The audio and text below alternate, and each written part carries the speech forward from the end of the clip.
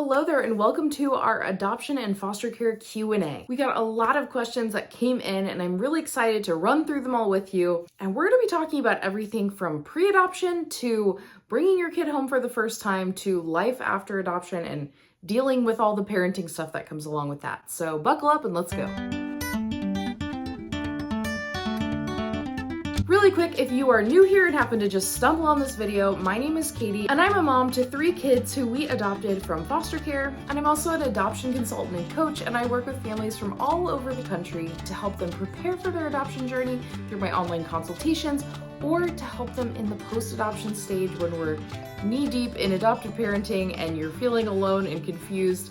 And that is through my group Adopt Together. If you'd like to learn more about what I offer and the services I offer, you can check that down below in the description. But let's talk about your questions. So I posted something on my social media, on my YouTube channel, and I said, hey, do you have any questions about foster care and adoption? I'm going to answer them. And you guys really came through. I was like, oh, this is kind of a lot of questions. So I'm going to try to get through them as quickly as possible with the ones that I can, and we'll dig a little deeper into the ones that I think need it. All right, the first question I got is, what are the first steps to take to adopt a waiting child? I know you need a home study and need to be trained, but I'm unsure where to start.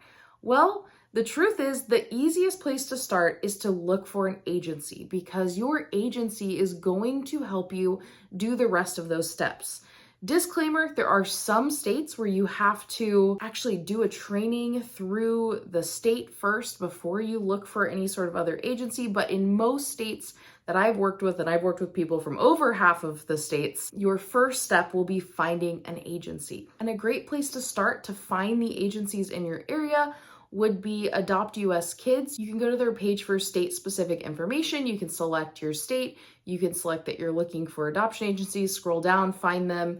That's a great place to do. Or Google Maps. You just are gonna have to click on a lot of things either way and really try to find an agency that does the right thing. Or even better, book a consultation with me and I'll do it for you. 2 questions I would ask the agencies is, do you facilitate waiting child adoptions, which is sometimes called foster to adopt, but you want to clarify that you are looking to adopt a child who is legally free for adoption. And another question I like to ask is, can you help facilitate interstate adoptions? Because obviously, if you can adopt in your state or out of your state, there's going to be a wider pool of potential kids who are looking for adoptive homes that you might be the perfect fit for. Number two is, how much will a home study cost and how long will it take? And this question was from Kyle, who's a part of my Adopt Together group. So thanks for the question, Kyle. So the cost of a home study can have a really big range. In a lot of cases, adopting from foster care can be free. So specifically, if you adopt through your state agency, through the county that you live in, you may find that it is completely free. However, if you work with a private agency, there will usually be some sort of fee. There are states where even private agencies are covered, but in most cases, there will be a fee. I typically see somewhere between $5,000 and $10,000 is what I typically will see. And that's not just for the home study, that is actually for the entire process, start to finish. Sometimes I have seen up to $12,000.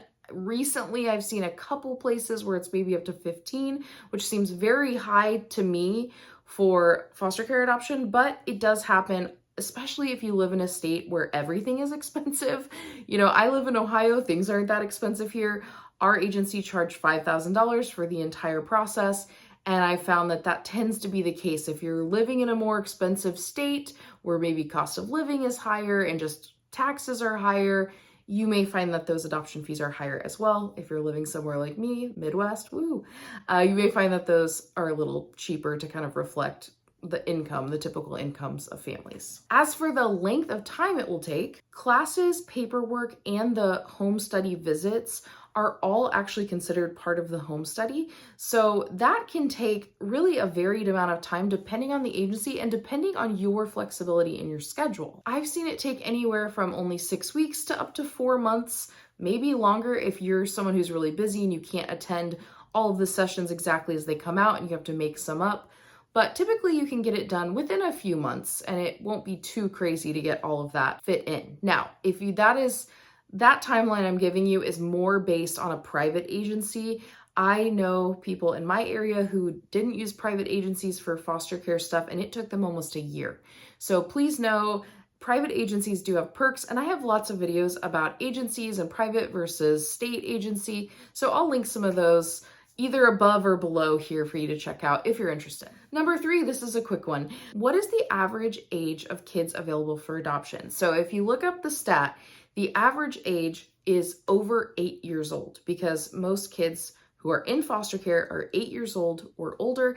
I think you will find specifically with waiting children, that's especially true if they're waiting to be adopted. When infants go into foster care situations, they're likely either to be reunited with their biological family, or if that's not possible, their current foster home is most likely to adopt them. It makes sense. They've been raising them since they were very, very little. And so it makes sense to maintain that connection. So if you are someone who says, I'm not interested in doing foster care, I really have my heart set on adopting a waiting child, then just know the likelihood of adopting a really young child is low. I cannot say it's impossible because we were placed with a 1.5-year-old when we were open to many kids up to the age of 10.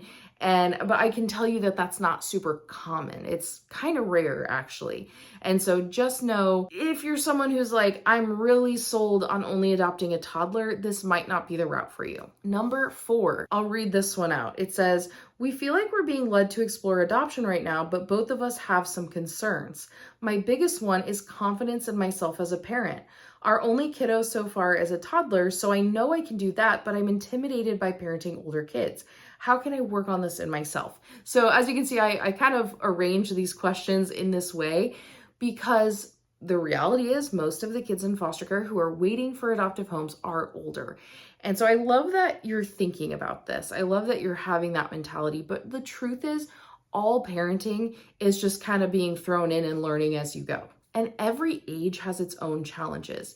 When we adopted our youngest and she was a toddler, everyone in our family and our friends were like, wow, you're so lucky that you adopted this child that's so young. Like, it's going to be so much easier because they don't have all of this baggage and trauma. Oh no, let me tell you, it was extremely hard. And I actually found doing adoptive parenting with my toddler far more difficult than doing adoptive parenting with my older two.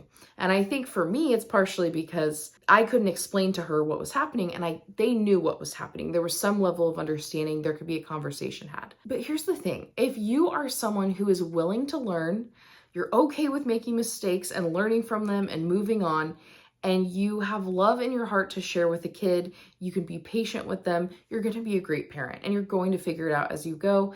There are resources out there, a lot of parenting stuff. And I tell people this a lot, even if you adopt an 8-year-old or a 10-year-old, their emotional age may be more like a 4-year-old or a 5-year-old. And so some of the parenting that you're doing with your toddler is actually going to correspond well with their emotional age and some of the care that they didn't receive as a kid that they now want to receive from you. So I think you're going to be great. And I love the fact you're thinking about this. And I really encourage you to be open to older kids because you'd be amazed at what you can handle and what you can do. And you might have gifts at parenting older kids that you don't even know yet. All right, number 5 is, can I adopt if I have a disability? So this depends on the situation. I know, let's say that your disability was like a terminal illness. You had some sort of illness where your lifespan was limited and you knew that for a fact. Typically, they're going to say no to that. They don't want, obviously, to place a child with all this trauma in a home where the parent is likely to pass away within several years or even, quite a few years. That's just a risk that we're taking. However, in most cases, a disability should not prohibit you as long as you're able to safely care for a child and provide for them. So I can't give you a clear answer without knowing your disability, but that is just something when you reach out to an agency and you're interested, bring that up right at the beginning. Just say, hey, I just want to let you know I have this disability. I don't know if that's going to be an issue, but I wanted to make sure you're aware. Here's the ways that I care for myself, that I'm able to live my life, and how I'd be able to provide for kids, and most likely you'll be fine. So again, it does depend on the situation, but being upfront about it with an agency is a great way to go. All right, number 6 is about legal risk adoption. Legal risk sounds so scary, but we'll explain in a second. So it says, what does the process look like for kids who are legal risk? Do they usually stay as foster children longer, Or when you get a legal risk placement, is there usually an expectation in place that TPR is going to happen within a certain period of time? The truth is, I could talk about legal risk adoption for a very, very long time because there's so much to it. I do have a video on this where I talk about these things. So I'm going to link that above for you to check out because I think your questions will be answered.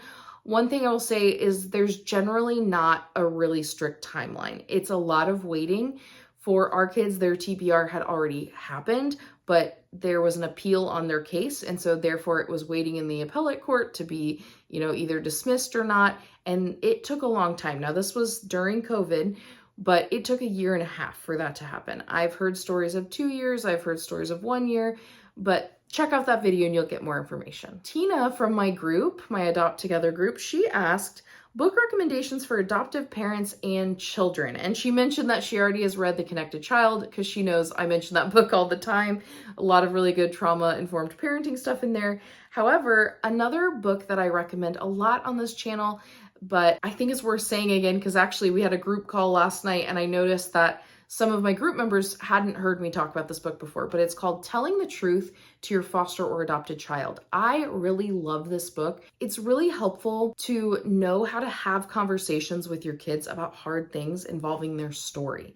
So how can you be truthful with them when they ask questions about their story, but in an age-appropriate way? And I really love that this book gives you tips and even some scripts on how to talk to your kids about their situation. Another really good read is Primal Wound, and it just talks about how the separation from a birth parent causes this trauma in children. And even just that, even if there was no additional trauma, that in and of itself is trauma, and how that kind of changes the way that we interact and it changes the way our brains are wired. So again, a really good read to be trauma informed. Recommend that one as well. And for children's books, I actually have a video about this, and it's one of my really old videos, so I wouldn't be surprised if a lot of you haven't seen it. So I'm gonna link that above. That is definitely a throwback video back from our old house when I used to sit in front of my Narnia wardrobe. If you're an OG, comment below if you remember the Narnia wardrobe I used to sit in front of to film videos. We still have it. It's just upstairs now. One of my very favorite books for kids that's about foster care and adoption in general is called Kids Need to Be Safe.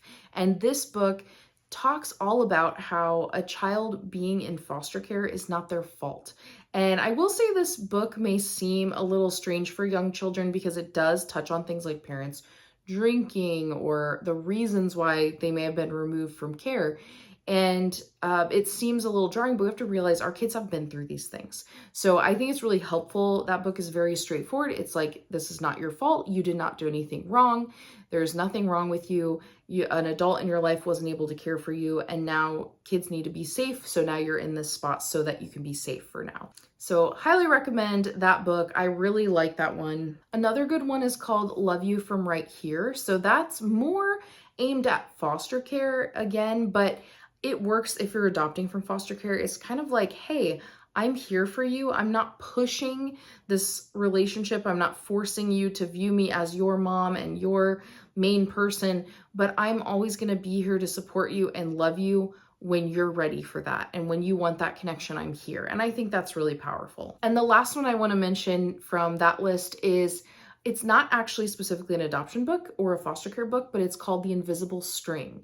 And it's a very popular book, but it talks about how we still stay connected to our loved ones, even when we're not physically near them. And so I think this is a really powerful book for kids when they miss their biological family. Maybe they miss a previous foster home or a foster sibling who went somewhere else, or a biological sibling that is placed somewhere else.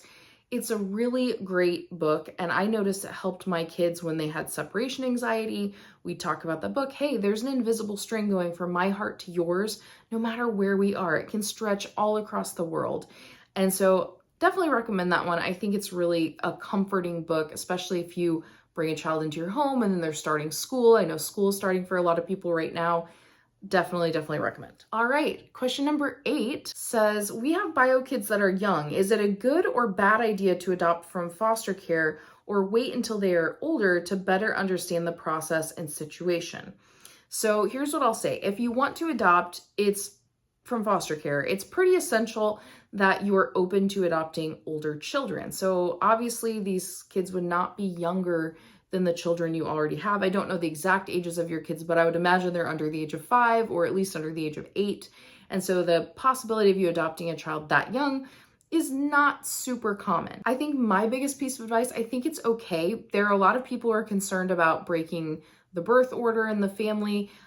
I know people have done it. We did it. We didn't give birth to any of our kids, but we adopted our youngest first and then our oldest. Pros and cons of each. Again, I have a video about that. But I don't think it's necessarily a bad idea. I think kids are really resilient and they get used to things. But because you have young children in your home, I think it's extremely important that you are kind of quote unquote picky about the child that you would invite into your home. And what I mean by that is you want to make sure that you are keeping your current biological children safe, because they should be your first priority in this decision. And so you want to make sure you're not inviting a child into your home that has behaviors that could put them at risk. So that would be my biggest advice, but I don't think there's anything wrong with it. It's a personal call, and either way, it's going to be hard, and either way, it's going to be rewarding. All right, number 9 is a really practical question, which is kind of fun. So a list of top must-have or most recommended supplies before move-in when going from no kids to foster or pre-adoptive placement. So this, and she's kind of talking about stuff outside of what's just the basics of, like, you have to have a fire extinguisher in some cases. It's not the stuff to pass the home study, but what are things that are helpful? So number 1 is, I would say, get a feelings chart. Our kids use their feelings chart all the time. When they didn't have the words to tell us how they were feeling, it gave them at least an option of, I can express my feelings this way instead of acting out. So we had one on our fridge. Each kid had like 3 of their own colored magnets, because emotions are complicated and sometimes we feel more than one at one time. And so there were many times my kids would go up, put those on the refrigerator and just point, and they go look at the refrigerator. And now we don't use it, because now they're able to name their feelings. And I've actually had, like, my mom even pointed out one time, like, oh man, your youngest is really good at naming how they're feeling. Like, I feel really frustrated right now. And I really give credit to the feelings, which for us was generously provided by our caseworker when I was talking to her about how things were going. So definitely recommend. I can link the one below that we used. My kids loved it. It's like little monsters on it. I also would recommend having, a daily schedule, or at least a calendar on the wall of any upcoming events, so that your kids can kind of get a feel for what's to come. If you have younger kids, a daily schedule, I've seen ones that are actually magnets where you can move it around, and it's like, oh, today we're going to the park. I'm going to put that on our schedule. And again, these aren't things you necessarily have to do forever, but in the beginning, it does help when you have kids who are really anxious and they don't know what's going to happen. It's a completely new space for them. If you can give them some level of predictability, it's going to build that feeling of safety for them, and that's going to help them open up. Another thing that I would post in the house, and I'm going to tell you first that I'm a hypocrite because we didn't do this, but looking back, I wish we had. Get some sort of household rules poster, either print it or color it or find something online. I know, like, my classroom, when I was a teacher, I used to have like my classroom rules, and it was like a wipe off board type of thing, and we could write them on. Whatever you need to be able to find, if you can find some sort of thing to print off with just the basic rules, not every single rule of the whole house. We're talking things like, we talk nicely to each other, we treat others with respect, we clean up after ourselves, the basic types of rules. You get the idea. Another thing that has really helped my kids is having a meal plan. If you have kids with food insecurity in their past, hoarding food, binging food can be a big issue and can take years and years to resolve. Ask me how I know. Just kidding, don't ask me. And so one thing that has really helped our kids, and especially my most anxious kid in the household, is having a meal plan on the fridge. I just use one of these really simple, like, magnetic paper pads, and one side has the meal plan and one side has a grocery list. And what my kids like too is they can write on, like, if, let's say they want Frosted Flakes, they'll write Frosted Flakes on the list.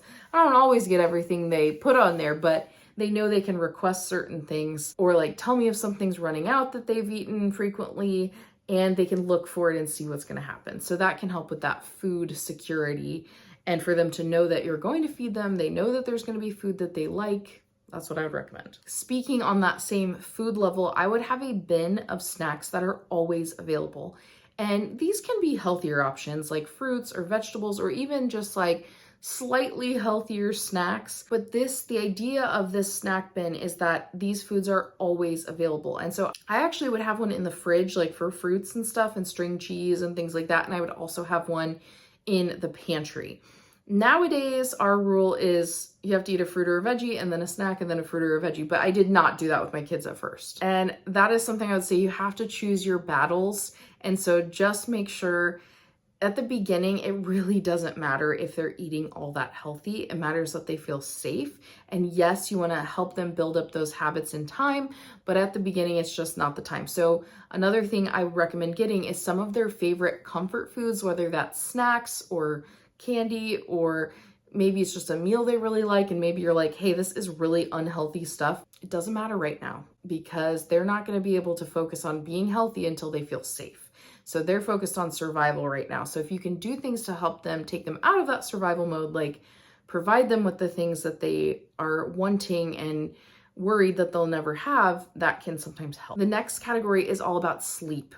Adopted kids, often they have trauma, they have anxiety, they might have PTSD. Sleep is really hard for a lot of these kids. And so we want to get things that can help them sleep well. One thing that can be really good is weighted blankets, or they also sell like weighted stuffed animals now. That can be really calming for kids with anxiety. White noise machines. I have a little white noise machine that I got on Amazon, and honestly, we love it. It's technically a travel one. It's plenty loud. And what I liked is because it was cheaper, all of my kids have one, I have one. So we don't have to have like these really expensive ones in every single room. And then the kids can use that if it's gonna help them at night. You could also do like a music player, or I don't know what those are called, but like they're those little square things that you put cards in, and I know they can like read stories or they can play music. That could be a great idea as well. I know my niece has those and she absolutely loves them. So I could link that below as well if it's something you're interested in. But anything that can just help them sleep at night, that's not just handing them a tablet, because that's dangerous, right? Night lights are a huge one. You should have night lights not just in their bedroom, but all throughout the house. I like to get the ones that automatically turn on when the lights go off, so that you're not going around every night having to turn them all on and turn them all off. So if you can get some of those in the hallway, especially in the hallway from their room leading to your room, so that in the middle of the night, if they have a problem, you can tell them, hey, look, we have night lights all down the hall. You're going to be able to see, you're going to be safe. You can turn on the light if you want when you walk through, but you're welcome to come ask us if you need something. And you may find that the night lights your kids want in their room are much brighter than a typical night light. A lot of these kids have trauma around bedtime. You know, you never know what could have happened to them in previous situations. They might not have had a safe place to sleep. So just at the beginning, you know, sometimes you just need to let them sleep with their closet light on and the door wide open. And you're going to think, how are they sleeping like this? But they are. And it works. Another thing that we do, and I just want to say I am not a doctor, so don't take medical advice from me. This is just my own experience. Our kids use melatonin gummies sometimes because they do struggle with falling asleep a lot of times. So that is super helpful. We don't personally let our kids take them every single night, but if it's a night where it's like, hey, getting sleep tonight is super important because I'm behind on it, or I've been having a hard time falling asleep, it can be an added little benefit to have. And sometimes there's a placebo effect, you know? If your kid thinks they can't sleep and you tell them this gummy's gonna help you sleep, sometimes they fall asleep. And the last thing that I'll say, I went kind of extreme on this, but I feel like this list is really long. The last thing I'll say is something that provides like a rocking or bouncing experience. So a rocking horse for a little kid could be one of these things, a swing set in the backyard, maybe a swing on a tree branch if that's more of what you have. A trampoline is a good one, or a rocking chair within the house. That rocking motion or jumping motion is actually very good for our kids' brains. If you think about babies, what do we do with them when they're crying? We rock them, right? And so there's something about that rocking motion that can soothe nerves, can soothe stress. And so that is something that our caseworkers recommended. They're like, get a trampoline or get a rocking chair or a swing, because you'll find that your kids will really like that. It'll be a calming thing. So that's a good option. All right, 2 more questions that are about things to buy. So I'm gonna go through these a little faster because I don't need to go quite as long. But this one says, would it be okay to wait on buying a bed set until we know whether we're adopting a boy or a girl? We plan to get everything after we're matched. Also, we're planning on having our newest child share a bedroom with one of our current kids. Would that generally be acceptable, or could it be an issue during our home study process? So here's what I said. Usually it's okay to wait to purchase things, but you're going to want to check your county or agency's guidebook. They should have like a manual, and it will tell you all of the different things you have to have ready before your home study. But typically decor is not one of them. And when we have adoption situations like this, the caseworkers understand you don't know what age of kid or gender of kid or how many kids sometimes that you're going to have, so they understand you not having all of that stuff right away. As for sharing rooms, there are typically rules about that. The rules that I hear the most frequently are that if the child is over the age of 5, they have to share a room with the same gender sibling. So they can't share a room with the adults. They have to share a room with the same gender sibling. And this is obviously only until they're officially adopted. Once they're officially adopted, if you trust your kids and you think it's okay, you can have them share rooms, even if one's a boy and one's a girl and they're a little bit older. But that's typically the rule within foster care. I would just caution you that I would be really careful making sure that you understand the child you're bringing into your home and the trauma they have and some of the behaviors they have. Make sure it's truly a child that you know has a history of good interactions with other kids, that you can trust that they won't act out towards the other child in some way or hurt them in some way, because that is a reality that can happen. I don't want to scare you, but again, I just think you should make sure. And, we had our kids, they shared rooms for a little bit and it was fine, and they were older than our youngest kid even. So it can be fine, but I just want to put that on your radar. Number 11 says, how much did you decorate their rooms? Should I have the rooms fully decorated to make them feel at home? Or is it better to just leave it pretty sparse with just the basics so they can have more of a say in the decorating process? So I would say we had the room more as a cozy blank slate is what I'll say. There was a bed, there was some sort of comforter, just like a random one that we had. There were some blankets, some pillows, but we didn't go out and spend a bunch of money on buying stuff until our kids moved in. Now, with my youngest, because she was so little, we just bought everything and we were excited and we had baby showers and people gave us decor and all sorts of stuff. But with our older kids, we're like, hey, they're going to have opinions on what their rooms look like. Let's let them pick out some of those things. However, just know that for a lot of kids who haven't had choice, like kids in foster care have just been told what to do. They've been taken place to place without their permission. Oftentimes they will find it very hard to make decisions when presented with a lot of options. It can be extremely overwhelming. So I recommend giving them a very limited number of options to choose from, simply to make it easier on their brains. So one of the things that we did was we took our daughter to like the Target kids bedding section, which is like one aisle. Okay. It's one aisle of bedspreads and things. And we're like, you can pick out a bedspread, a pillow, and a decoration or something like that from this aisle. And I found that was really helpful. Even then, it was a really hard decision for her, but it was much easier than if I said, oh yeah, let's walk down the adult aisle. Let's look online. Let's go to multiple stores. That's just too much. All right, number 12. As we move through the matching and placement process, what questions should we be asking and what services or financial support might be open to us? So I would definitely start looking into the adoption subsidy situation in your state, and also, realize the subsidy is going to come from whatever state the child is in. But I would definitely start off looking in your state. I would want to know if it's a negotiated amount or if it's a set amount. And if you're not familiar with what I'm talking about, the adoption subsidy is an amount of money, typically monthly, that the state provides to an adoptive family after they adopt a child from foster care every month until that child turns 18 or until they turn 21 in the case of special needs. Another thing I would do to prepare is ask around, especially families within your agency who have maybe already been matched, or just people that you live by who have kids. Start looking into who are good therapists to work with, who are good doctors. Looking specifically for trauma-informed practitioners is really, really helpful. I would definitely do that. And I guess here, this other part of your question was about what are questions to ask during the matching and placement process. So that's a big question. I think I'm gonna have to make a separate video for that. to really dive into it. But I will say, never be afraid to ask questions when you get to that adoption presentation meeting. Ask every question you can. Ask about school performance, ask about any sort of behaviors they've seen, any academic concerns, behavioral concerns at school. If you have a way to see like notes from a teacher or talk to their teacher, they can provide a lot of information in an unbiased way. So many questions. So I might address that in another video because it's a big topic. I also had 2 other questions that were very similar. It was kind of talking about what the first day is like when you bring them home, the first week, the first few months. I actually really want to make a video on that topic because it's, again, a huge topic. So that's actually going to be my next video. I will answer your questions.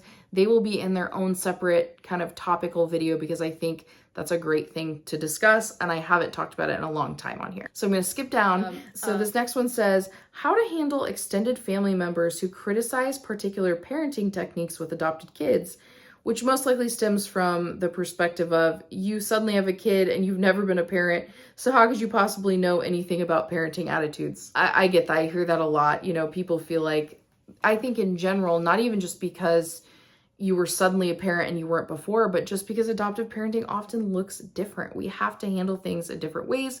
We have to approach things trauma-informed, you know, we have to really be able to dig through what's a trauma response and what's a typical kid this age response. And something that I've come back to time and time again is this phrase, and I'm going to be honest, I do not know where it originated from, but it's that other people's opinions of me are none of my business. And that is so hard because I'm a people pleaser, and I'm guessing you might be too if you're being bothered by this. But the truth is, we all have opinions.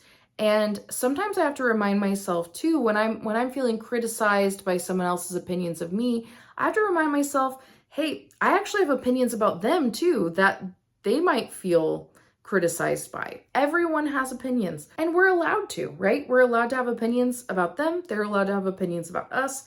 And so that's where I kind of approach it. Like, that is just something I can't control what they think of my parenting. If I'm doing what I know is aligned with my values, what I know to be true about adopted children and their needs, then they can talk, you know, let them talk, let them say things.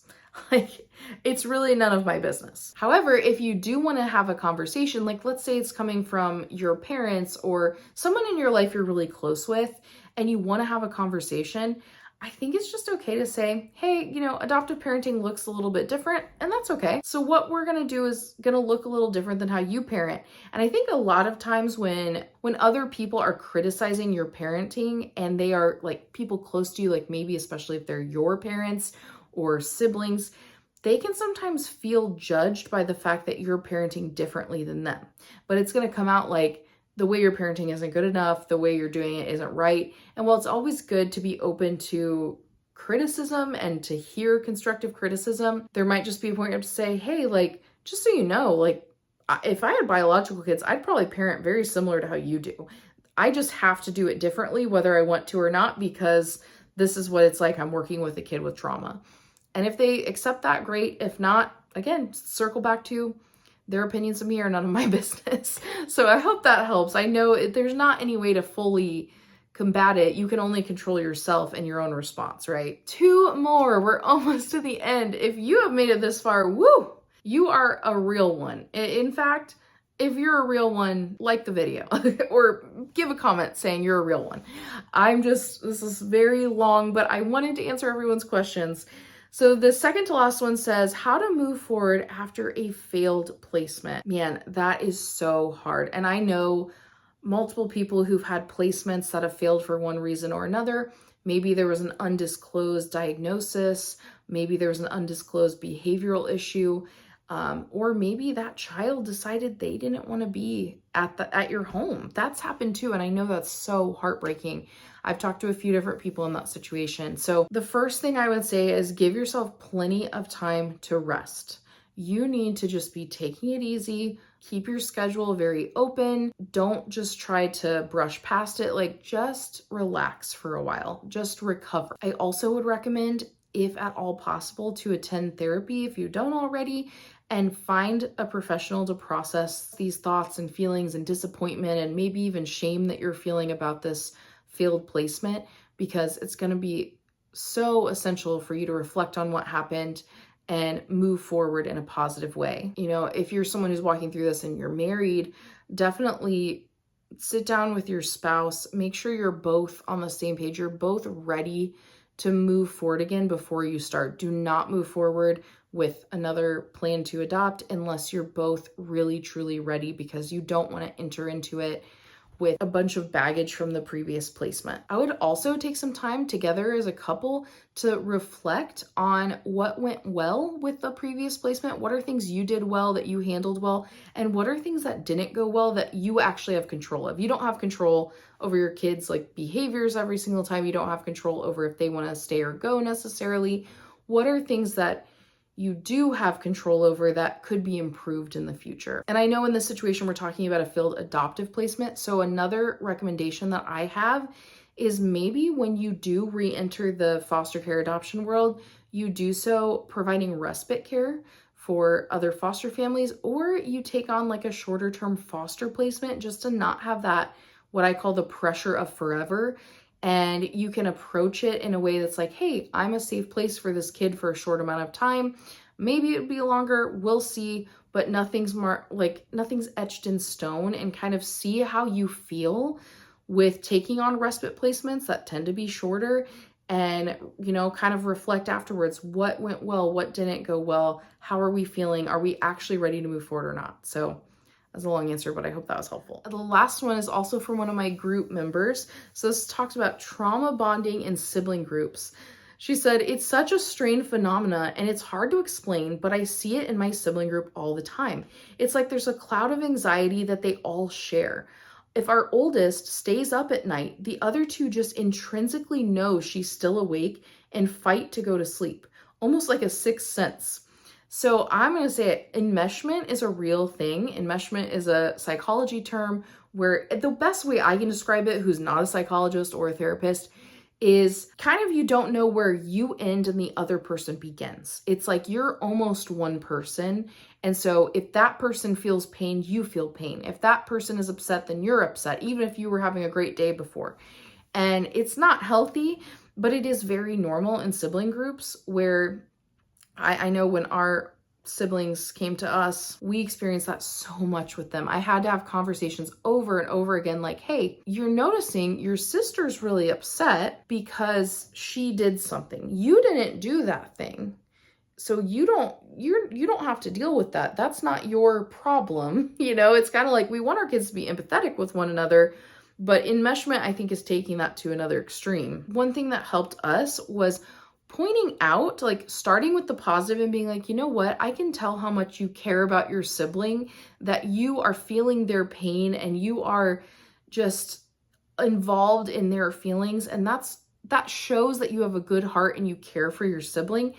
But there's also, we have to remember that you're not the same person. You guys are two unique, special, awesome people with two different brains and two different bodies and two different hearts and souls and minds. And if they are upset because they made a bad choice or something bad happened to them, sure, we can comfort them, we can be there for them, but we are not experiencing that. That didn't happen to you. So it's like kind of teaching them. And what I would do oftentimes, and my kids were a little older than your kids, but I would actually sit down when I noticed it happening, I'd point it out and I'd say, hey, you know what I'm noticing? Nothing happened to you, but something happened to your sibling and you seem really upset about it. I'm just wondering where that's coming from. And approaching it with that wonder and kind of pointing it out to them, we see so much less of it now. Now, obviously we're 5 years in with our older two kids, but it was a lot at the beginning. They were very, very enmeshed. So to be able to be here 5 years later and be like, it's way, way better now. Like I almost never see it. Occasionally I see it. There is hope there. And I think just teaching them, approaching it with wonder, those I wonder statements, it'll definitely help. And I am hopeful for you that that will fade over time. So there you have it, folks. An extremely long Q&A video. I like long YouTube videos. I don't always make them because I know other people don't like them as much. I personally love a chatty long YouTube video if I'm listening to someone else's, not my own. Don't get me, I don't listen to my own, but if I am listening to someone else's, I like it. So if you liked this video in its entirety, if you could hit the like button, that just helps this information get out to more people. And since you made it all the way to the end, that means you're my favorite. Don't tell the others. So we're gonna do our secret question. So I'm feeling really random for this question, and I'm also looking for good show ideas. So I have no shows I'm watching right now. I would love to know one of your favorite shows that you recently watched that you would recommend. Tell us in the comments. It'll be so random, it will confuse so many people. And that's part of the fun. All right, thanks for being here. I appreciate you so much, and I'll hang out with you again soon.